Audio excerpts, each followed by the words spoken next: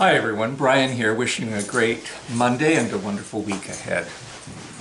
We're going to look at the book of Job today, which is a novel written in the later part of the Jewish experience that ended up in the Hebrew Scriptures. Job was written somewhat like I think Jonah was written, that we talked about last week, as a corrective to kind of mainstream Judaism. Mainstream Judaism had come down, apparently, I think, for the author of Job, to the kind of simple equation thinking about their religion that we see in contemporary Christianity, for example. I call it A plus B equals C. And it's simple, and we can get that in our head. And for me, it's A is right action plus right belief equals God's grace, God's happiness with you, pleasing God in whatever way. So correct belief plus correct action equals God's pleasure in you as an individual, or in Judaism or Christianity, or the nation of Israel or the nation of the United States is going to be blessed. There is a core truth, of course, that we do want to have correct belief and we do want to have correct action.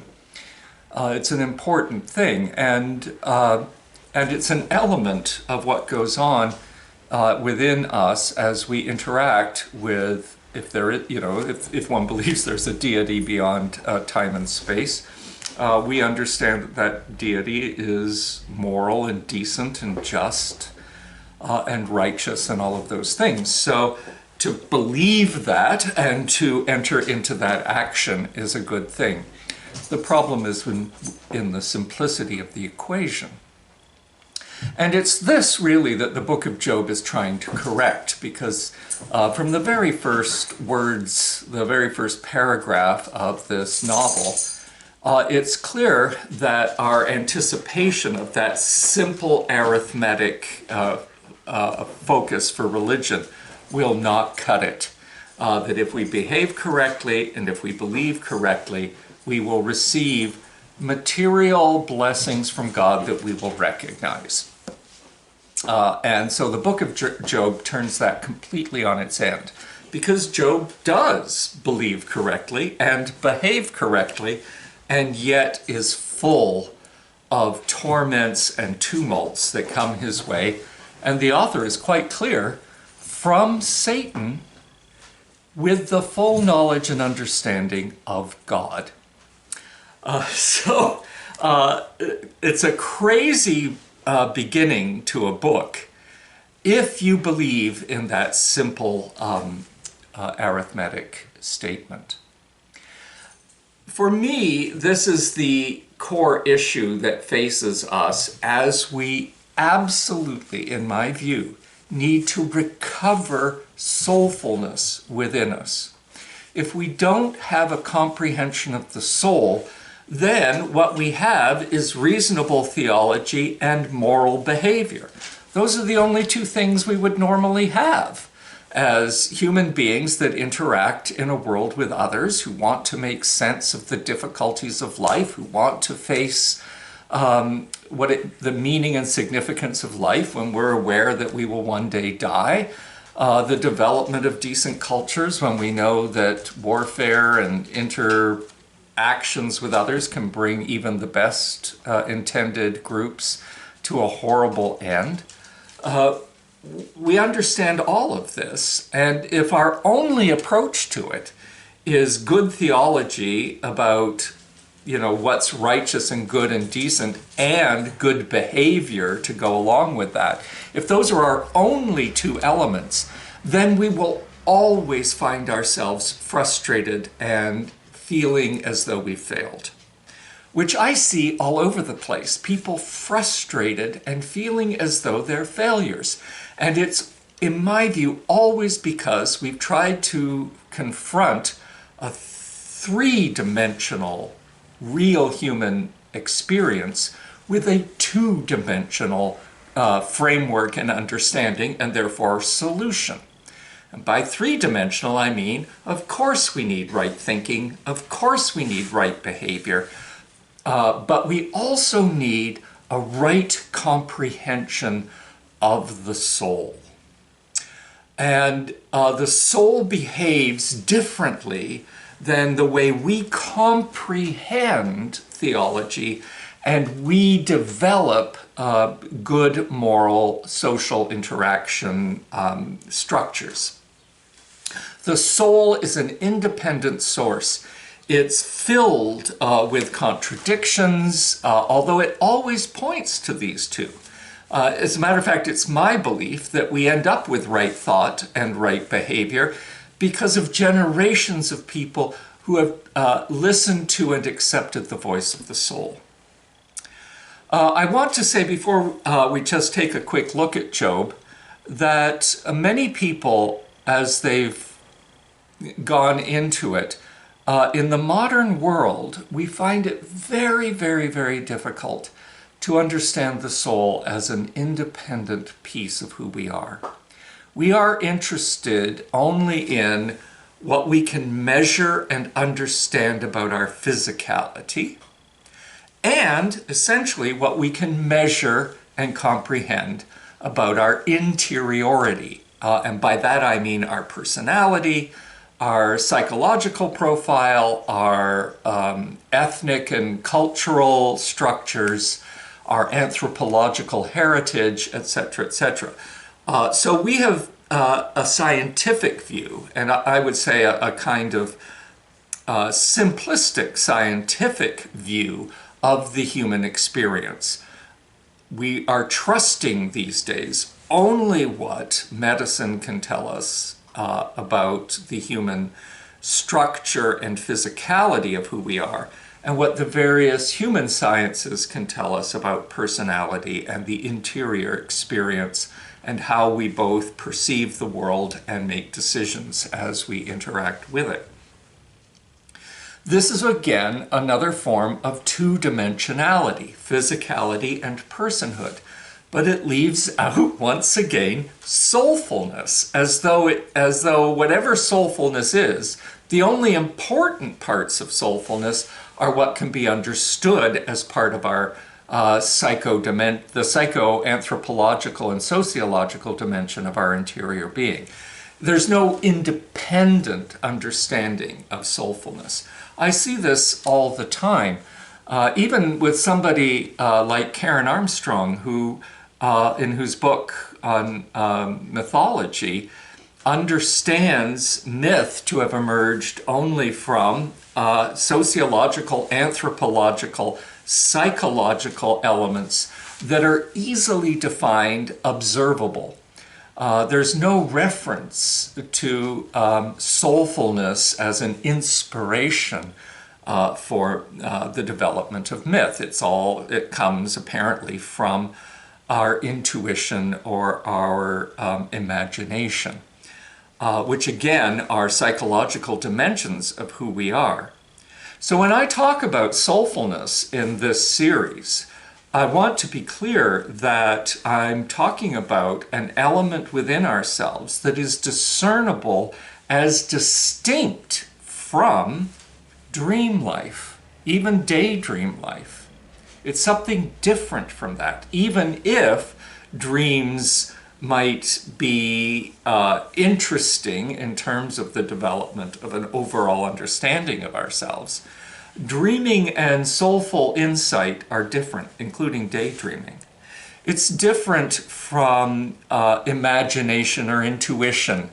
It's a different kind of experience. And over the years, as I've worked as a spiritual director, it's been important for my directees to separate out what they comprehend to be spiritual insights or spiritual experiences that are separate from creative, insightful, sometimes profoundly life-changing events that occur,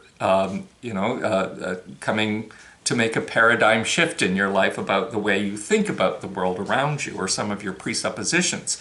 They understand quite easily and readily that these fall under sociological, anthropological, and psychological realities within themselves. And yet they want to talk about the soulful experience as well. And I think they're distinct from psychological illnesses such as psychoses. Even though I know some therapists are now taking psychosis much more seriously, allowing people with psychotic experiences to work through them rather than simply dismissing them as unreal. And it may be in future generations, if we start to take soulfulness more seriously and more people talk about it, the various indirect routes that the voice of the soul comes to impact our everyday consciousness. So we have a great example in the book of Job of struggling to find the voice of soulfulness. And I just want to say here that the book of Job is really about the soul reaching out for the rhythm of the soulful voice that exists outside of time and space. We've mentioned before that soulfulness has a spectrum of ways in which it impacts consciousness. Everything from universal things that we all experience, the awe and delight we might experience when we see a newborn baby, the sense of wonder and beauty that might occur when you see a rainbow or a sunrise or sunset, the kind of re-stirring within yourselves of a restored sense of being okay if you can go for a walk in the woods in spring after you can take off layers of clothing and you're not trying to protect yourselves from the elements, but you can be open to nature around you. All of these are a variety of experiences that we all have, and yet to me, they're intimately connected. They're the simplest, everyday experiences of soulfulness. But then soulfulness gets deeper and deeper and deeper. It has to do with significant transformations and transitions in our lives. It inspires the idea of moving beyond oneself and experiencing the truth that comes from a larger perspective of life. It comes as we discover that having compassion for people around us is actually more effective than asserting control and influence over other people. There are lots of ways in which, as we get deeper, and that, again, everybody experiences this, but it becomes more and more personal the deeper it gets. I've also said, though, that there's kind of a fuzzy line somewhere in the voice of the soul where it ceases to be giving zest and meaning and significance and joy and insight to the experiences we can all talk about on this plane and in this world. It's the same voice of the soul, but it's also connected to a spiritual rhythm that exists perhaps obviously on this plane because we have concrete somatic brains that are actual electrochemical activity. So it's a spiritual rhythm that in a sense exists around us. But it conveys a spiritual truth that transcends or expresses a spiritual truth that is outside of time and space, outside of energy and matter. And that's a real profound experience that I think human beings have had ever since we've been Homo sapiens. So when we look at the book of Job, we're looking at an author who is talking about a fictional figure, but a very compelling one, named Job, who is struggling with this element of his soulfulness. He understands that the God he worships as a Jew, it has a reality that exists outside of this.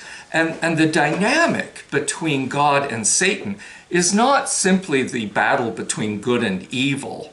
And it's not even as simple as, will Job continue to worship God? But it actually has to do with this essential battle of evil and the essential sense of evil coming right out of the Garden of Eden is that which would take you away from the true nature of the divine. That's the original serpent's lie to Eve,